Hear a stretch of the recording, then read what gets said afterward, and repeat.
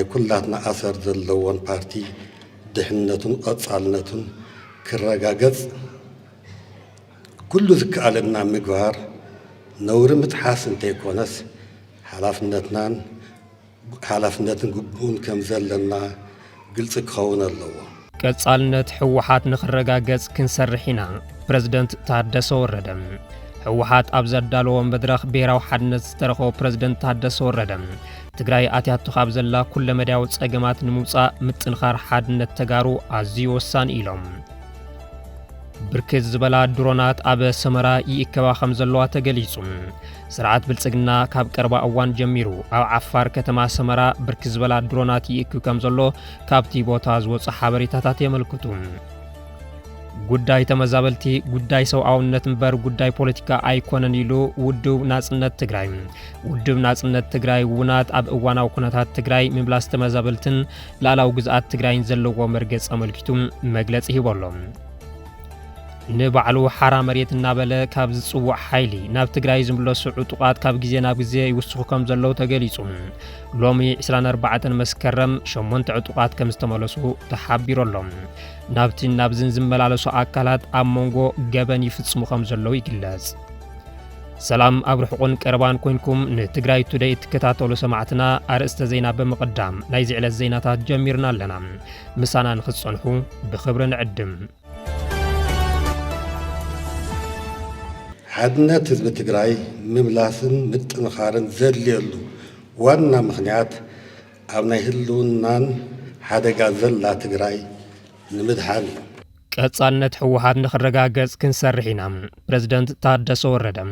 ሕወሓት ኣብ ዘዳለዎ መድረኽ ብሔራዊ ሓድነት ዝተረኸቦ ፕረዚደንት ታደሰ ወረደ ትግራይ ኣትያቱ ካብ ዘላ ኩለ መድያዊ ጸገማት ንምውጻእ ምጥንኻር ሓድነት ተጋሩ ኣዝዩ ወሳኒ ኢሎም። ፕረዚደንት ጊዜያዊ ምምሕዳር ትግራይ ጀነራል ታደሰ ወረደ ሎሚ ኣብ ዝተጀመረ ህዝባዊ ኮንፈረንስ ንብሔራዊ ሓድነት ትግራይ ተረኺቦም ኣብ ዘሕለፍዎ መልእኽቲ እቲ ዝካየድ ዘሎ ብሔራዊ ኮንፈረንስ ሓድነት ኣብ ህልውና ሓደጋ ዘላ ትግራይ ንምድሓን ኢሎም። ሕዚ ተረኺባ ዘላ ተነጻጻሪ ሰላም ብዝግባእ ዓቂብና ኩናትን ወረ ኩናትን ዝጠፍአሉን ዝተመዛበሉ ወገናትና ናብ መረበቶም ዝምለሱሉን ዓመት ንኽኸውን ኩሉ ዓቕምታትና ጸንቂቕና ክንጥቀም ኢና ክብሉ እውን መልእኽቲ ሓሊፎም። ተመዛበልትና ናብ መረበቶም ዝምለሱሉ ግዜ ከም ዝኸውን ዘለኒ ተስፋ ልዑል እዩ ዝበሉ ፕረዚደንት ጀነራል ታደሰ ወረደ ኣብቶም ዝሓለፉ እዋናት ሓድነት ተጋሩ ብምሽርሻር ከጥፉና ንዝተለዓሉ ጸላእቲ ህዝብን መሪሕነቱን ከም ብረት ጠንካራ ስለ ዝኾኑ እዮም ካብ ጸበባ ክንወፅእ ዝኽኣልና ክብሉ ተዛሪቦም። ሕዚ ዘሎ ጸገም ፈጠርቱ በዓልትና ኢና ዝበሉ ፕረዚደንት ታደሰ እዚ ሓደጋ ህዝብና ዘናግዕ ብምዃኑ መበገሲኡ ተረዲእና ሓድነት ተጋሩ ኣብ ምጥንኻር ምስራሕ ኣዝዩ ወሳኒ ኢሎም። ደጋዊ ሓይሊ ጸገማት ህዝቢ ካብ ምግዳድ ካልእ ነገር ከም ዘይብሉ ተረዲእና ኣብ ውሽጥና ዘለው ቁጠባውን ፖለቲካውን ጸገማት ፈትሒና ተኸባቢርናን ተሓባቢርናን እንነብረላ ትግራይ ክትልወና ኣለዋ ዝበሉ ፕረዚደንት ታደሰ ወረደ ሓድነትና ብዝያዳ ክነጠናኽር ይግባእ ኢሎም። ሕወሓት ክድሕን ወይ ክጠፍእ ዝኽእል ብውሽጥን ብኣባላቱን ኮይኑ እዚ ዓብይን ነባርን ናይ ኩላትና ኣሰር ዘለዎ ፓርቲ ድሕነቱን ቀጻልነቱን ክረጋገጽ ኩሉ ዝከኣለና ምግባር ነውሪ ምጥሓስ እንተይኮነስ ሓላፍነትን ግቡእን ከም ዘለና ግልጽ ክኸውን ኣለዎ ኢሎም። ሕወሓት ክድሕን ወይ ክጠፍእ ዝኽእል ብውሽጡን ብኣባላቱን ኮይኑ ሕወሓት ገጢሞምዎ ካብ ዘለው ማሕንቆታት ወፂኡ ዓብይን ነባርን ናይ ኩላትና ኣሰር ዘለዎን ፓርቲ ድሕነቱን ቀጻልነቱን ክረጋገጽ ኩሉ ዝከኣለና ምግባር ነውሪ ምጥሓስ እንተይኮነስ ሓላፍነትን ግቡእን ከም ዘለና ግልጽ ክኸውን ኣለዎ። ኣብ መላእ ትግራይን ካልኦት ከባቢታትን ብሓፈሻ ካብ መላእ ጫፍ ክሳብ ጫፍ ዘሎ ተጋሩ ክእከቡ ክንሰርሕ ኣለና ዝበሉ ፕረዚደንት ታደሰ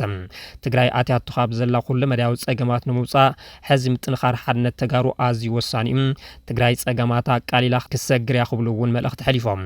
ሎሚ ኣብ ከተማ መቐለ ህዝባዊ ኮንፈረንስ ንብሔራዊ ሓድነት ትግራይ ብዝብል ስያሜ ዝሳለጥ ዘሎ ብሔራዊ ኮንፈረንስ መቕጽልታቲ በብከባቢኡን ዝተፈላለዩ ክፋላት ሕብረተሰብን ዝተሳተፍሉን ክካየድ ናይ ጸንሐ ወፍሪ ብሔራዊ ሓድነት ዝኾነ ህዝባዊ ኮንፈረንስ ኮይኑ ክሳብ ጽባሕ ክቕጽል እዩ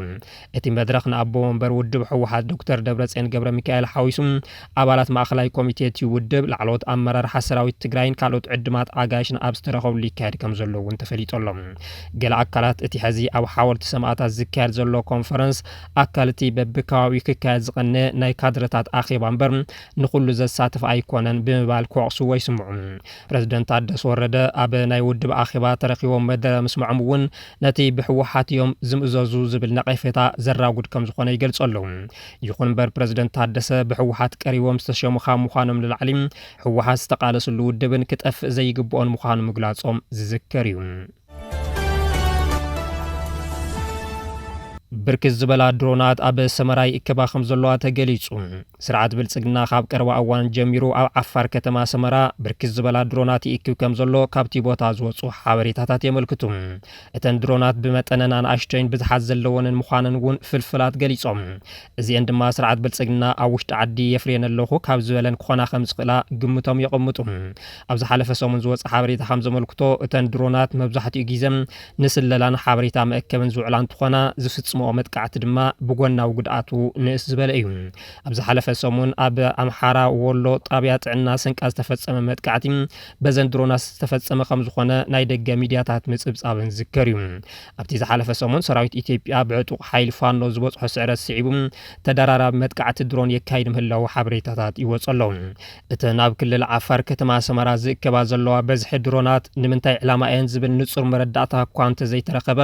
ምናልባት ስርዓት ብልጽግና ትግራይ ወይ ንኤርትራ ንምውራር ዝገብሮ ዘሎ ምድላው ክኸውን ከም ዝኽእል ገለ ኣካላት ይገልጹ ቅድሚ 3 ዓመታት ኣብ ትግራይ የካይዶ ኣብ ዝነበረ ወራር ጆኖሳይድ ካብ ባህር ዳር ሰመራን ኣስመራን እናተበገሳ ደብዳቤ የካይዳ መንባርን ዝዝከር እዩ ብልጽግና ኣብቲ እዋን ቲቢ2 ባይረክታርን ዊንግ ሎንግን ካብ ሕቡራት ዓረብ ኤሚሬትስ ቻይናን ኢራንን እናዓደገ ንጨፍጫፍ ይጥቀመለን መንባሩ ዝዝከር እዩ ብልጽግና ኣብ ውሽጢ ዓዲ ድሮናት ኣብ ክልተ ማእኸላት ምፍራይ ከም ዝጀመረ ዝገለጸ እንትትከውን ገለ ምሁራት ግና ብልጽግና ኣለንዲ ዝብሎ ዘሎ ፋብሪካ መጋጣጠም እምበር መፍረይ ኣይኮነን ይብሉ ብልጽግና ኣብዚ ሕዚ ሰዓት ካብ ሩስያን ቻይናን ብርክት ዝበለ ዕድጊት ኣጽዋር ከም ዝተስማዕምዑ እውን መረዳእታታት ይሕብሩ ኣለዉ ጽላል ሲቪል ማሕበረሰብ ምዕራብ ትግራይ ኣብ ጉዳይ ምምላስ ተመዛበልቲ ምስ ጊዜያዊ መምሕዳር ኣብ ስምምዕ ከም ዝበጽሐ ፍሊጡ እቲ ማሕበር ኣብ ማሕበራዊ ሚድያ ትማሊ ኣብ ማስዩ ዕላው ከም ዝገብሮ ምስ ፕረዚደንት ጊዜያዊ መምሕዳር ትግራይ ጀነራል ታደሰ ወረደ ተራኺቡ ከም ዘተ ሓቢሩ እቲ ርክብ ኣብ 3 ቀንዲ ኣጀንዳታት ዘተኮረ ነይሩ ዝበለ ጽላል ሲቪል ማሕበረሰብ ምዕራብ ትግራይ እዚኦም ድማ ጉዳይ ምምላስ ተመዛበልትን ስደተኛታትን ናብ መረበቶም ምምላስ ውሕስ መንበርን ዘላቒ መነባብሮን ተመዛበልቲ ከምኡ'ውን ተበጻሕነትን ቀረም ሰብኣዊ ገዛት ኣብዙሉ ዘድሃው ምዃኖም ገሊጹ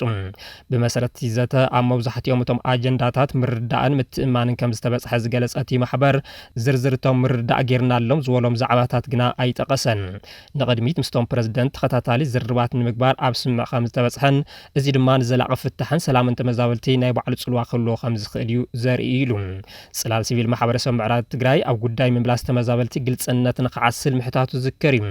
እቲ ማሕበር ቅድም ክብል ኣውፂዎ ዝነበረ መግለጺ ኣብ ትልሚ ምምላስ ኩሉ ተመዛበሊ ክማየጠሉ እቲ ምምላስ ካብ ውሽጢ ዓዲ ወፃኒ ዘሎ ተፈናቀልቲ እውን ንኽሓውስ መንበር ኣባይቲ ተመዛበልቲ ወሪሮም ዝሓዙ ወረርቲ ምውጾም ንኽረጋገጽን ተመዛበልቲ ሕስኖም ብዝተሓለወ መንገዲ ንኽምለሱን ምሕታቱ ይዝከር ፕረዚደንት ታደሰ ወረደ ንጊዜያዊ መምሕዳር ዘግለለ ተመዛበልቲ ምምላስ ዝግበር ምንቅስቃስ ዝተቋራረሰ ትግራይ ንወለዶ ዝሕልፍን ኣብ ጸሊም ታሪክ ዘመዝገብን ተግባር ኢሎም ምንባሮም ዝዝከር እዩ እንዲ ጌታቸው ረዳ ምስ ቤት ጽሕፈት ምትሕብባር ሰብኣዊ ሓገዛት ውድብ ሕቡራት መንግስታት ወይ ድማ ኦቻን መንግስት ፌደራልን ብምትሕባር ተመዛበልትን ምምላስ ምንቅስቃስ ምጅማሮም ተገሊጹ ምንባሩ ዝፍለጥ እዩ እቲ ምምላስ ድማ ኣብኡ ዘለዉ ሰፈርትን ዕጡቋትን ከይወጹ ዘይሕጋዊ ምሕደራ ከይፈረሰ ንኽምለሱ ጸጥታን ድሕንነትን ድማ ናይ እንዲ ጌታቸው ረዳ ዕጡቕ ምዃኑ ዝንገረሉ ንባዕሉ ሓይሊ ሰላም እናበለ ዝጽውዕ ዕጡቕ ንኽኽብር ኣብ ስምምዕ ከም ዝተበጽሐ ተገሊጹ ነይሩ እዩ ይኹን እምበር ብዝበጽሖ ተቃውሞ ኣብ መወዳእታ ፕረዚደንት ታደሰ ወረደ ተጸዊዖም ንኽሳተፉ ከም ዝተገበረን ቀዳማይ ሚኒስትር ኣብይ ኣሕመድ ንኽትፈልጦ እምበር ወሲና ኢና ብምባል ንጀነራል ታደሰ ከም ዝተዛረብዎም ዝፍለጥ እዩ ኣብ መወዳእታ ግና ፕረዚደንት ታደሰ ኣብ ምምላስ ተመዛበልቲ ምስ መንግስቲ ፌደራል ተስማዕሚዖም ዝብል ሓበሬታ እኳ እንተወፀም እቲ ተስማዕሚዖምሉ ዝተመለሱሉ ጉዳይ ግና ዛጊድ ዕላው ኣይኮነን ፕረዚደንት ታደሰ ወረደ ምስ መንግስቲ ፌደራል ዝተስማዕምዕዎ ጉዳይ ንህዝቢ ዕላው እኳ ክገብሩ ትፅቢት ዝግበረሎም እንትኾነ ነዚ እንታይ ገለጹ ሕዚ ድማ ምስ ኣመራርሓ ጽላል ሲቪል ማሕበረሰብ ምዕራብ ትግራይ ተረዳዲኦም ግን ድማ ዝርዝር እቲ ዝተረዳደሉ ጉዳይ ዘይምግላጾም ኣብ ህይወት ሚልዮናት ተመዛበልቲ ዝውሰን ውሳነ ንምንታይ ሕቢ ይኸውን ከም ዘሎ ናይ ብዙሓት ሕቶ ኮይኖሎም ጉዳይ ተመዛበልቲ ጉዳይ ሰብኣውነት እምበር ጉዳይ ፖለቲካ ኣይኮነን ኢሉ ውድብ ናጽነት ትግራይ ውናት ኣብ እዋናዊ ኩነታት ትግራይ ምምላስ ተመዛበልትን ላዕላዊ ግዝኣት ትግራይን ዘለዎ መርገጽ ኣመልኪቱ መግለጺ ሂበሎም ኣቦ ወንበርቲ ውድብ ዶክተር ደጀን መዝገቦም ጉዳይ ተመዛበልቲ ጉዳይ ሰብኣውነት እምበር ጉዳይ ፖለቲካ ከም ዘይኮነ ገሊጾም ተመዛበልትን ስደተኛታትን ኣድዳ ሓደጋ ሞትን ስቃይን ይኾኑ ብምህላዎም ምስ ኣደራደርቲ ስምምዕ ሰላም ፕሪቶሪያን ዲፕሎማስኛታትን ብምውዳድ ውሑስ ብዝኾነ መንገዲ ክምለሱ ክስራሕ ከም ዘሎ ብምሕባር ግዝኣት ትግራይ ኣብ ምርጋጽ ድማ ብሓደ ውድብ ክውሰን የብሉን እውን ኢሎም ብሰንኪ ኣፈላላይ ፖለቲካዊ እምነት ዝብታተን ዘሎ ዓቕምታት ትግራይ ናብ ዓዶም ክምለሱ እምበር ዘይኮነ ስማስምን ጸለመን ምሃብ ንትግራይን ህዝባን ከም ዘይረብሕን ክስተኻኸል እውን መርገጽ ውድቦም ከም ዝኾነ ገሊጾም ደጀን መዝገቦ ከም ውድብ ኣብ ትግራይ ዘሎ ጸገም ዝፍታሕ ብፖሊሲ 00 ዕርቅን ብሄራዊ ምርዳእን ምዃኑ እውን ከም ውድብ ዘለዎ መርገጽ ገሊጾም بدرجة هاجر أبستخايد وددر مهزوز تعوتو تشعة تجارو أقابلا تجيرلهم بدرجة هاجر أبستخايد وددر مهزوز تعوتو تشعة تجارو أم معروف نفرتي الله أبانجا أقابلا تجيرلهم بمهرتي حروج سعد عسى أب وددر مدايب كلتشن عسر شعة آمة مرت صار سايبو موسى تعوته من إسي جبري وحان نسك حسن بدرجة هاجر أبستخايد وددر مهزوز قدام أيبو موسى تعواتي $5,000 كوين أبتستخايد هاجر لخود الدر مهزوز خاب قدام أي كلايك أسئلو على درجة بمحاز كابتم استشلموا 10 تودادرتي إتم تشعت خاب تجري تعويتم نتم بلصات تشلمتي وددر مهزو أم قلا الله بنجا قابل أزجور مكتل بريزيدنت جيزاو من محدار تجري أيت أمان إلى صفام بمحبر قطباون بوليتيكاون تاسيا بزلا تجري كوينكم نزيوت ممصاهم تجري سب مهلا زرقا قصي بمبال جيزاو من محدار نمحاز تجمر متبع خصليلهم محازي زي ولا عدي كعبي خلن زوالو تم مكتل بريزيدنت تجري التحوي باخوميو اغن عبمبال نتم مهست مناسي أبرتات عموم حلاف بيرو قداي مناسي تجري أيت هاي سباقارس بوغنم كم بيرو أب دليتات مناسي زتكور سرح المسرح زل عالن زملاختن عوتي بمبال نتشلمتي نكو عدس بلوكم الاختحليفهم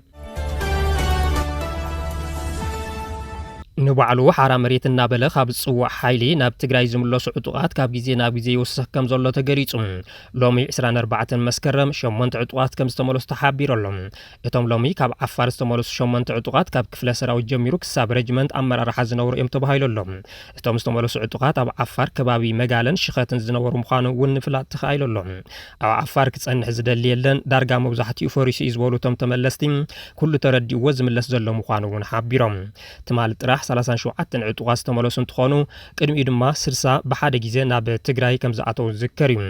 እቶም ተመለስቲ ጊዜያዊ ምሕዳር ትግራይ ብዝገበሮ ጻውዒ ሰላምን ዕላማት ዕጡቕ ሓይሊ ብምጭዋይን ይምለሱ ከም ዘለውን ይገልጹ ብፍላይ ኣብ ቀረባ እዋን ናብቲ ዕጡቕ ሓይሊ ዝቐረበ ሰነድ ብልጽግና ሲዒቡ ዘይምርዳእ ከም ዝተፈጠረ እዮም እቶም ተመለስቲ ዝዛረቡ እቲ ብእን ጀነራል ወደን ጥሩ ገይሩ ዝወረደ ሰነድ ብልጽግና እቲ ዕጡቕ ሓይሊ ምስ ሰራዊት ኢትዮጵያ ኮይኑ ቀይሕ ባሕርን ምምላስ ከም ዝዋጋ ዝእዝዝ እዩ ካብዚ ተወሳኺ ድማ ካብ ኣጽዋር ጀሚሩ ደገፍ ክግበረልኩም ተኾይኑ ኣብ ትግራይ ኦፕሬሽናት ገይርኩም ኣርዩና ዝብል ጸቕጢ ካብ ብልጽግና ይወጽሖንኩም ዘለውን ዝረኸውና የሓበሬታ ያመልክት በዚ እውን ንሕና ንትግራይ ኣይንወግን ናይ ብልጽግና ሓሻኽር እውን ኣይኮናን ዝብል ተቃውሞ እናሓየለ ብምጹም ዝኸኣለ ናብ ትግራይ ይምለስ ከም ዘሎ ይሕብሩ ጊዜያዊ ምሕዳር ትግራይ እቲ ኣብ ዓፋር ዝርከብ ሓይሊ ናብ ዓዱ ንኽምለስ ጻውዒት ዝገበረ እንትትከውን ኣዛዚ እቲ ዕጡቕ ሓይሊ ጀነራል ወዳን ጥሩ ክንደራደር እንተኾይና ኣብ ትግራይ ቦታ ይለቐቐልና ምባሉ ዝከር እዩ ካብ ዓፋር ዝምለሱ ዕጡቓት ከም ዘለዉ ኩሉ ካብ ትግራይ ብፍላይ ድማ ካብ ደቡብን ደቡብ ምብራቕን ናብ ዓፋር ዝኸዱ ምልሻታት ከም ዘለውን እናተገለጸ ይርከብ ኣብ መንጎ እዚ መሳርሒ ካብ ምሻጥ ጀሚሩ ክሳብ ካልኦት ገበናት ፈጺሞም ናብቲ ናብዚ ዝብሉ ከም ዘለዉ እዩ እናተገለጸ ዝርከብ ክቡራትን ክቡራንን ንሎሚ ዝሓዝናዮም ዜናታት ነዚኦም ይመስሉ ነይሮም ስለ ዝተኸታተልኩምና ኣዝና ነመስግን ሰላም ድሓን ኩኑ